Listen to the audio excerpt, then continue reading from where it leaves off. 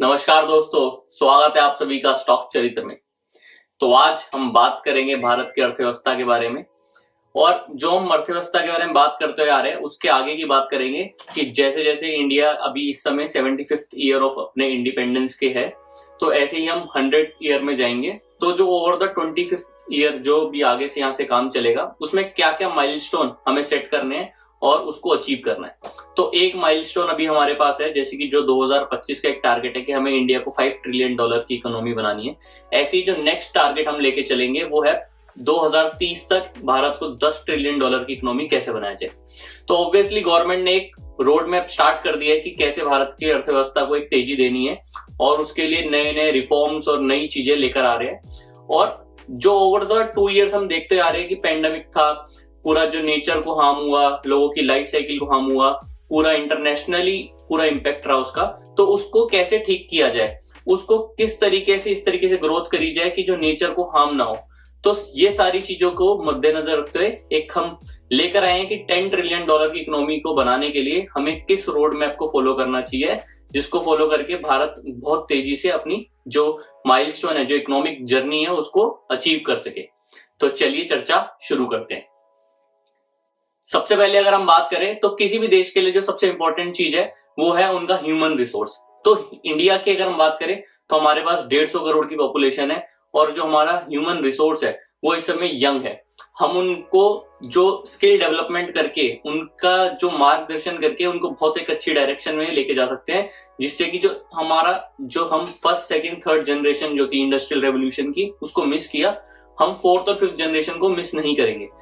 जैसे कि फोर्थ और फिफ्थ जनरेशन की हम बात करें तो आर्टिफिशियल इंटेलिजेंस, जो हमारा इलेक्ट्रॉनिक सेमीकंडक्टर की बात करते हैं, हम मशीन लर्निंग की बात करते हैं, इन सारी चीजों को यूज करके एक बहुत अच्छी एक आईटी इंडस्ट्रीज, एक साथ में सेमीकंडक्टर की इंडस्ट्री, साथ में जो हमारे बैंकिंग रिफॉर्म्स हुए हैं, जो हमारा एक पेमेंट इंटरफेस जो कंपनी आई कि यूपीआई एक बनाई हमने टेक्नोलॉजी, और आज यूपीआई जो है दुनिया में सबसे बेटर टेक्नोलॉजी है पेमेंट्स के लिए। तो अगर हम इन सब चीजों को देखें तो हमारी जो ह्यूमन पॉपुलेशन है उसको हमें आगे काम देना, एक डायरेक्शन देनी है। तो उसके लिए सबसे इंपॉर्टेंट है एजुकेशन। एजुकेशन की हम बात करें तो गवर्नमेंट ने उसके लिए नेशनल एजुकेशन पॉलिसी बनाई। अब ऐसे ही धीरे धीरे न्यू कॉलेजेस बना रहे हैं, न्यू मेडिकल इंस्टीट्यूट्स बना रहे हैं, न्यू स्किल डेवलपमेंट के कोर्सेज बना रहे हैं।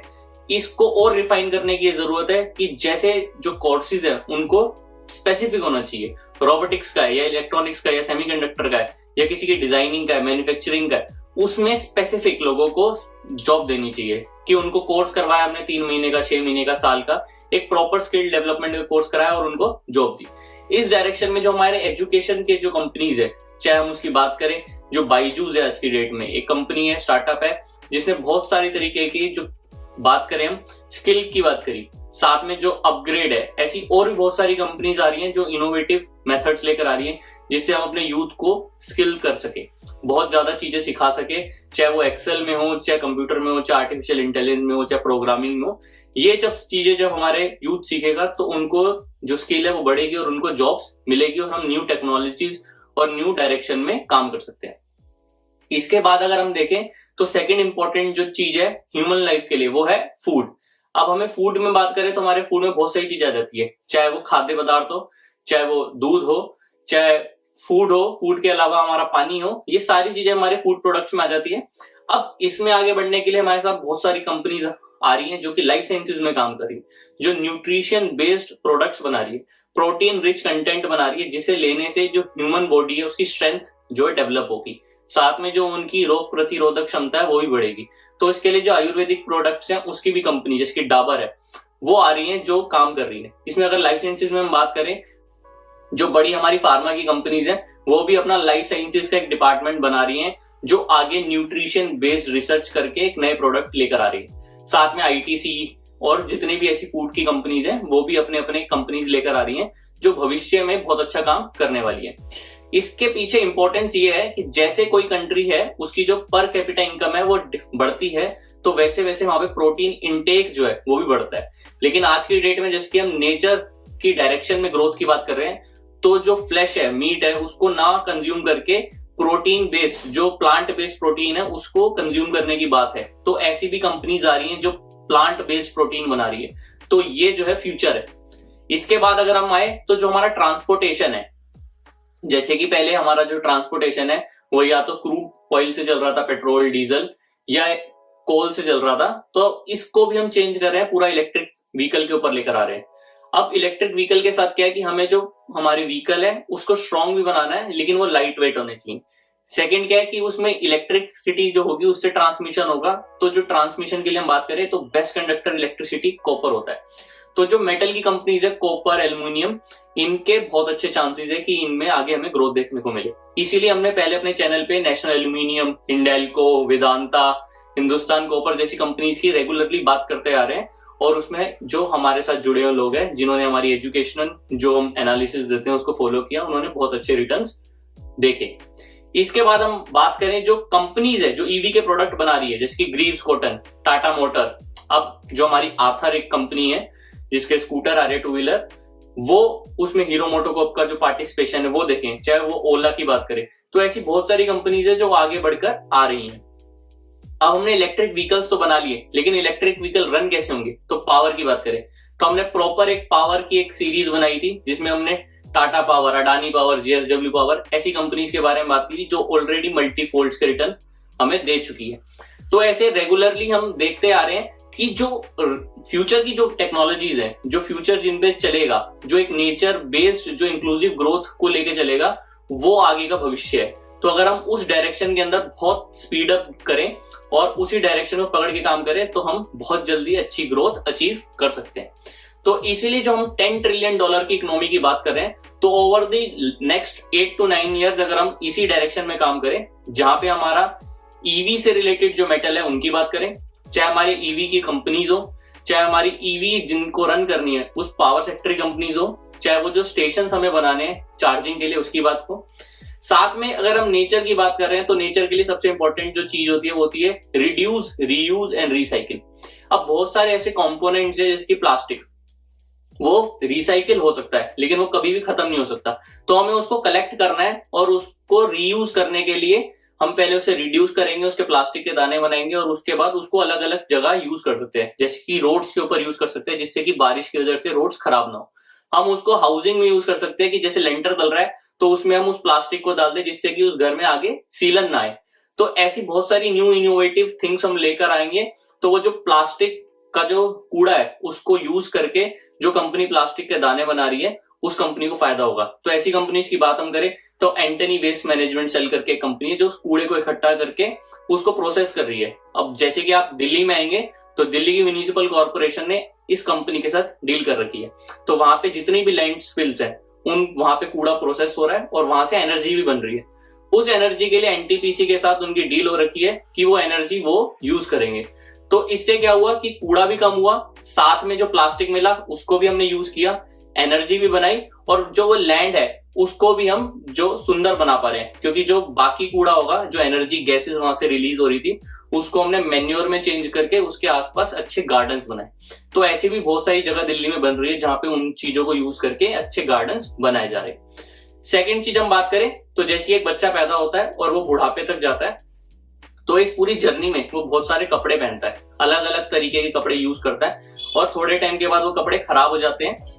या कपड़े छोटे हो जाते हैं, तो उस कपड़े को या तो वो फेंक देते हैं या किसी को दे देते हैं। तो अब उसके अंदर बहुत सारी कंपनीज है जो आगे आ रही हैं, जो उस कपड़े को क्या करेंगी, उस कपड़े को वो रिड्यूस करेंगी, उसमें से जो रेशे है जो खराब हो चुके हैं उनको चेंज करेंगी और बाकी कपड़े को वापस से रीयूज करने के लिए वो दूसरी कंपनीज को सेल करेंगी। तो ऐसे ही एक गणेश इकोस्फेयर करके कंपनी है जिसका पर्टिकुलरली यही काम है, जो पुराने कपड़ों को लेकर उनको रिसाइकिल करके आगे कंपनीज को सेल कर रहे हैं, जिससे कि जो कालीन है जो होटल्स में आपने देखे होंगे या घर में देखे होंगे, जो नीचे फर्श पे हम कालीन बिछाते हैं, ऐसे प्रोडक्ट्स उन कपड़ों से बनाए जा सकते हैं। तो हमने क्या किया कि नए चीजें बनाने के साथ साथ जो पुरानी चीजें इन्वायरमेंट के अंदर है उसको रिड्यूस किया, उसको रीयूज किया, रिसाइकिल किया, जिससे कि इन्वायरमेंटल का जो पॉल्यूशन है वो कम होता रहे। तो आगे भविष्य में ऐसी ही चीजें चलने वाली है जो हमारा इन्वायरमेंट का पॉल्यूशन है वो कम करे, साथ में जो ह्यूमन लाइफ है उनको न्यूट्रिशन बेस्ड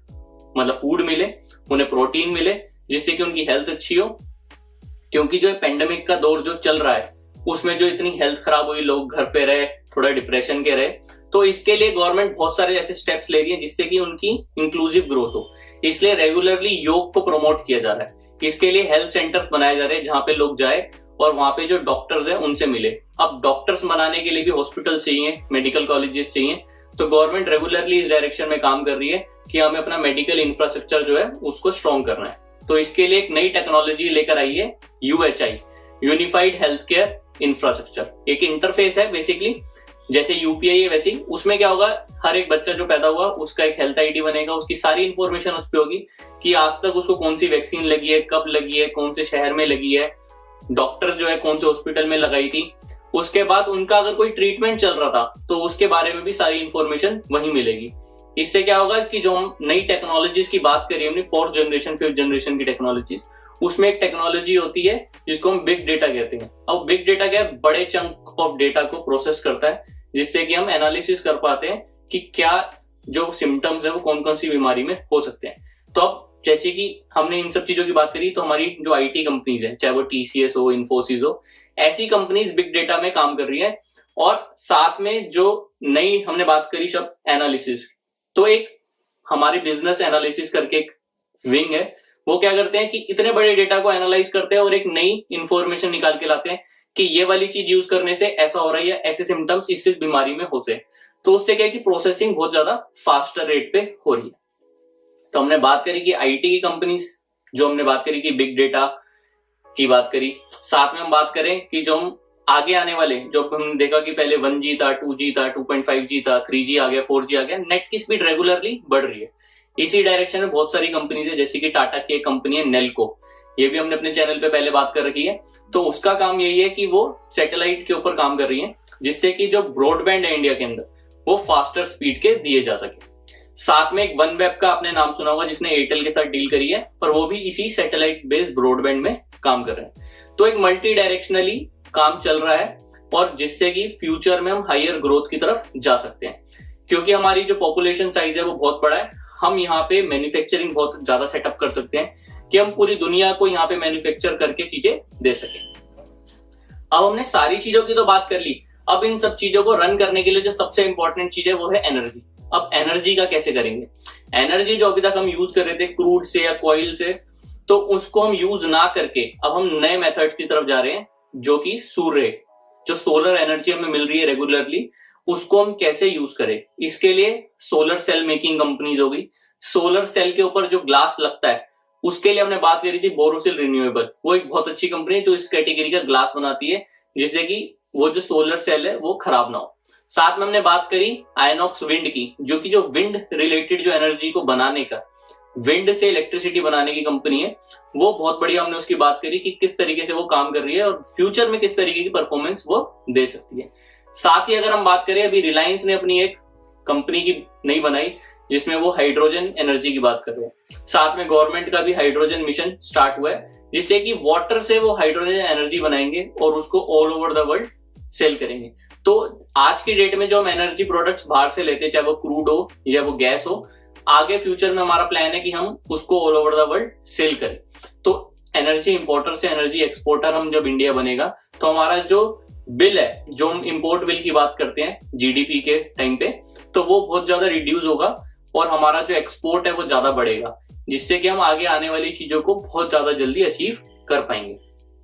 तो ये एक इंक्लूसिव ग्रोथ की हमने बात करी है, जिसमें हम नेचर को भी हार्म नहीं कर रहे हैं और फास्टर ग्रोथ की तरफ जा रहे हैं, क्योंकि जो हमारी ह्यूमन पॉपुलेशन है, जो हमारा ह्यूमन रिसोर्स है, वो आज की डेट में एक यंग लेवल पे है और बहुत ज्यादा एंथुसियास्टिक है, जो आगे बढ़ना चाहता है दुनिया में, इंडिया को एक नई रोशन जो पहचान है वो देना चाहता है। इसलिए अगर हम सब मिलकर काम करें एक नेचर बेस्ड इंक्लूसिव ग्रोथ पे, तो हम बहुत जल्दी 10 ट्रिलियन की इकोनॉमी बन सकते हैं।